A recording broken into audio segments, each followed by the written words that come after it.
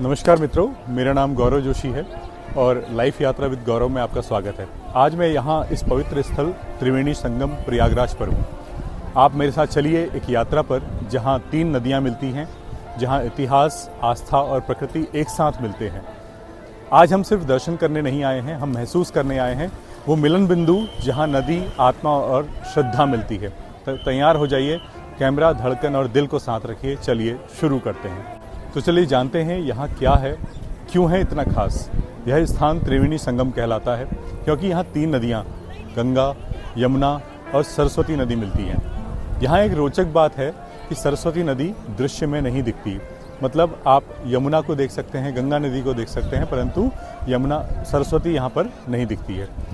अगर आपको यह अनुभव पसंद आ रहा है तो एक लाइक ज़रूर कर दीजिए और सब्सक्राइब कर दीजिए और बताइए कि आप अगली यात्रा में किन किन पवित्र स्थलों पर जाना चाहेंगे। पुराणों में कहा गया है कि यहाँ सबसे पहले यज्ञ हुआ था, जहाँ ब्रह्मा जी ने यज्ञ किया था, इसीलिए इसका नाम प्रयाग पड़ा, क्योंकि याग का अर्थ होता है यज्ञ। तो जब आप यहाँ नाव पर बैठें, पानी देखें तो याद रखिए यह सिर्फ नदी नहीं, एक विरासत है। अब हम बात करेंगे क्यों यह जगह सिर्फ सुंदर नहीं बल्कि गहरे दार्शनिक अनुभव वाली है। यहाँ स्नान करना माना जाता है कि पापों को धोने के लिए, मोक्ष की मुक्ति पाने के लिए। यहाँ होने वाला कुंभ मेला एक अत्यंत विशाल आयोजन है जहाँ लाखों लोग आकर स्नान करते हैं। प्रतीकात्मक रूप से अगर समझें तो गंगा पवित्रता को दर्शाती है, यमुना भक्ति को दर्शाती है और सरस्वती ज्ञान को दर्शाती है। इन तीनों का मिलन एक पूर्ण जीवन दृष्टि को दर्शाता है। तो दोस्तों, यहाँ केवल नदी नहीं मिल रही है, यहाँ आपकी आत्मा इस जगह से मिल रही है। इस मिलन में आप खुद को महसूस कर सकते हैं, एक छोटा मानव लेकिन इस विशालता का हिस्सा। आइए अब कुछ ऐसे तथ्य पे बात करेंगे जो शायद आपने नहीं सुने होंगे।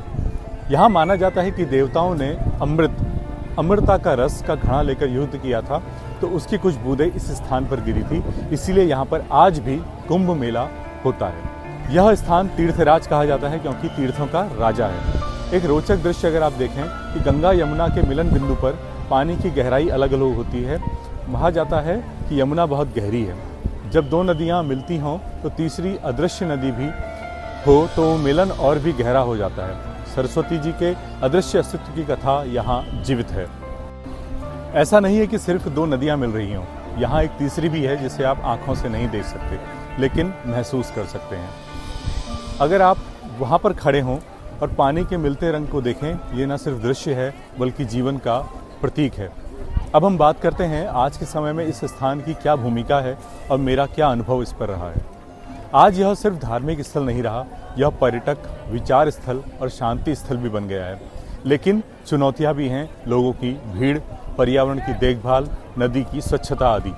जब भी यहाँ पर आएँ तो आपको ध्यान रखना चाहिए कि हमने इस पवित्र स्थान को सुरक्षित रखना है। मैं यहाँ खड़ा हूँ किनारे पर, पानी की हल्की सी हलचल सुन रहा हूँ।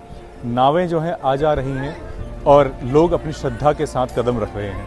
यह अनुभव है, इसको कहना आसान नहीं है, इसे सिर्फ आप यहाँ आकर के महसूस कर सकते हैं। अगर आप कभी भी यहाँ आएँ तो सुबह जल्दी आइए, नाव से निकलिए और मन को शांत रखिए। नाव की हल्की आवाज़, पानी की चमक, ये सब आपके अंदर एक नया एहसास जगाएंगे। अगर आपको ये अनुभव पसंद आ रहा है तो एक लाइक ज़रूर करें और सब्सक्राइब कीजिए। मित्रों, आज की हमारी यात्रा यहीं पर समाप्त होती है, इस पवित्र मिलन बिंदु पर जहाँ 3 नदियाँ, अनेक श्रद्धाएं और हमारी भावनाएं मिल रही हैं। मैं आपसे विदा लेता हूँ और कहना चाहता हूँ, इस पानी में सिर्फ नदियाँ ही नहीं मिल रही हैं, यहाँ हमारा विश्वास, हमारी यात्रा और हमारी यादें भी मिल रही हैं। धन्यवाद, आपने मेरे साथ यह सफ़र किया। अगली बार फिर मिलेंगे किसी नई जगह पर नई कहानी लेकर। तब तक आप सुरक्षित रहें, शांत रहें और भगवान पर अपनी आस्था बनाए रखें। जय श्री राम।